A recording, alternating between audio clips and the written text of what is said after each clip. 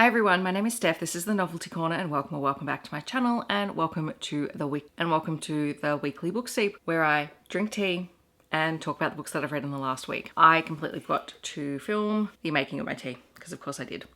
But it is Black Brew's Red Centre, which is one of my favourite teas ever. I didn't make much of it this morning because it's quite hot. By the time I realised I hadn't filmed it, I couldn't be bothered refilming it. So sorry.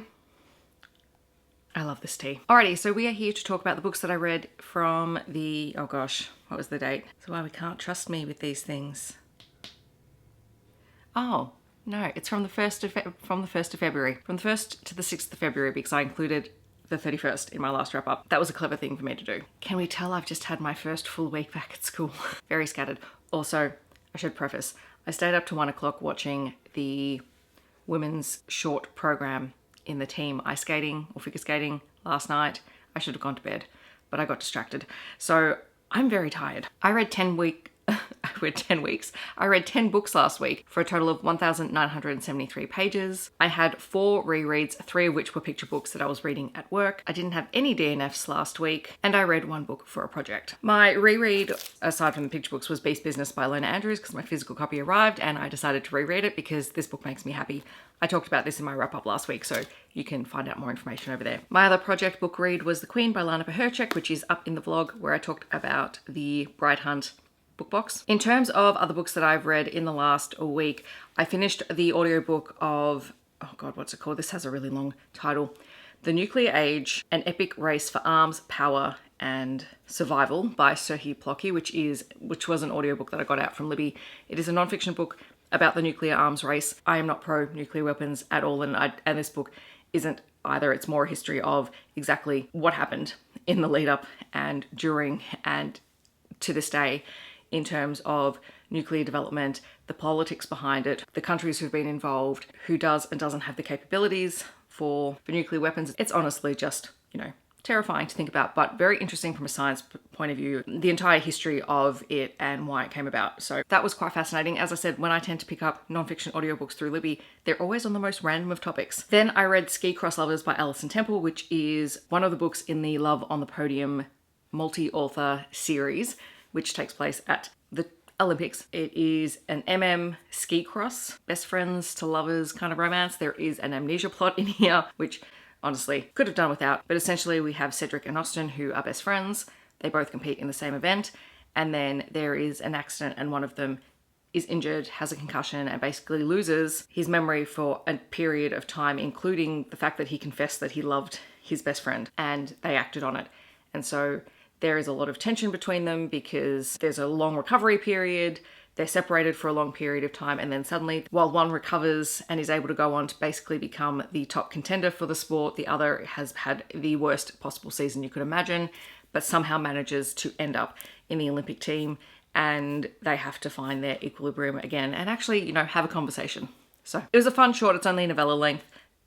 Not the best book I read, but not the worst either. The same goes with A Good Puck by Rochelle, which is also part of the Love on the Podium series. This is a sapphic hockey romance.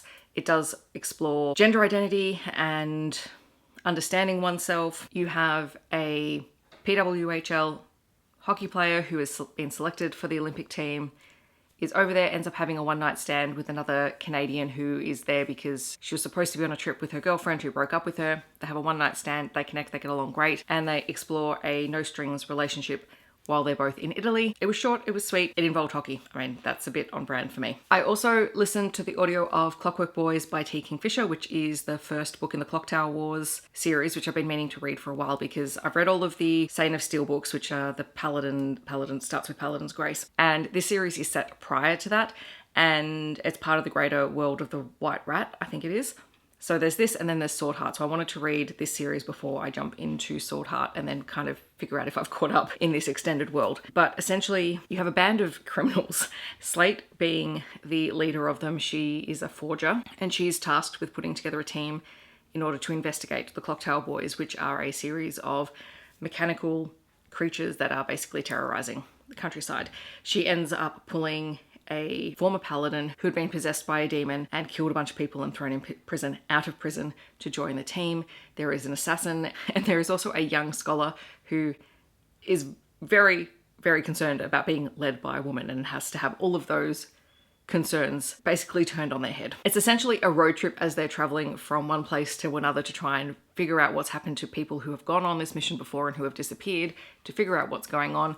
Really, I've started the second book, which is The Wonder Engine, and really these two books are one story. So you get to the end of the first one and I feel like it's best you just jump into the second one, but it's very much T. Kingfisher. I love the world of the White Rat. It's just really fun, and it's nice to be with a paladin for a different god from the Paladin's Grace series, so it's really, really interesting. I'm thoroughly enjoying it, and I'm looking forward to finishing the series hopefully this weekend. And then finally we have The Wild Card by Stephanie Archer, which came out this week, and my copy arrived, so I read it on Friday night. Best decision ever. This is the 5th book in the Vancouver Storm series. It is a hockey romance. We have Tate, who is the coach of the Vancouver Storm. He's a single dad. He's quite young, but he's one of the best coaches in the league. His team has nothing but respect for him, and it is his relationship with Jordan, who is the daughter of the owner of the team, who is estranged from her father. Her father has asked Tate to keep an eye on Jordan, who runs a bar. This frustrates her to no end, and they have a very kind of antagonistic relationship in which they just try and bait each other, but are greatly amused by each other at the same time. Basically, her dad says, I'm planning on selling the team because I wanted the team to go to Jordan. She's not interested in running the team, and that causes a whole lot of concern for Tate because owner change means a whole lot of organizational change. And so he's able to convince Jordan to come and speak to her father, and basically says, if you come and work for the team for the rest of the year and the team win the Stanley Cup, I won't sell the team. So there's a bit of bribery going on. And so that's how Jordan ends up working for this team. Now, she's not a newbie to the sport. Her father was a great hockey player. She's been around the sport her whole life. She almost completed a master's in sports psychology, from memory. She's very good at working out team dynamics. And so she begins shadowing Tate, and then she ends up having to stay in his guest house for reasons, and meets his daughter Bea, who is just delightful. I love her. She's a 9-year-old and is great. The one thing Stephanie Archer does really well is she does really good banter, because these two just nitpick at each other. It's a bit like the previous book, Gloves Off. It's not quite as hate to love. It's more just, we don't know each other yet and we are trying to figure out who we are, and it's a terrible idea because I'm in management, you're a subordinate. That's not okay in this situation because it could be perceived as something externally. But then the team get involved, and the team just keep coming up with these scenarios because they're trying to force them together, and they keep getting told off for it, and they keep doing it. It is very funny. I had a really good time with this. It was really fun. Really enjoying the books in, the latter half of this series. And then for things that are upcoming on my TBR, I'm going to finish The Wonder Engine by T. Kingfisher. I'm also planning on doing my Aussie Spotlight for In Spite of You by Pecherczyk and Lenton. I would like to try and read Agnes Auberts' Mystical Cat Shelter by Heather Fawcett. And I also got the audio arc for Still Into You by Erin. So I'm very, very excited to start listening to that after I finish The Wonder Engine. And that, my friends, is the wrap up for this week, the shortest one we've done so far. Hopefully you enjoyed it. In the comments, I'd love to know, have you read any of these books, or are you planning on picking any of them up? Or feel free to share your favorite read from the past week. I would love to hear what it is. Otherwise, feel free to leave a clock emoji to let me know that you're here. I hope that wherever you're in the world, you're staying safe and healthy, and I'll see you in my next video. Thanks so much for watching. Bye, everyone.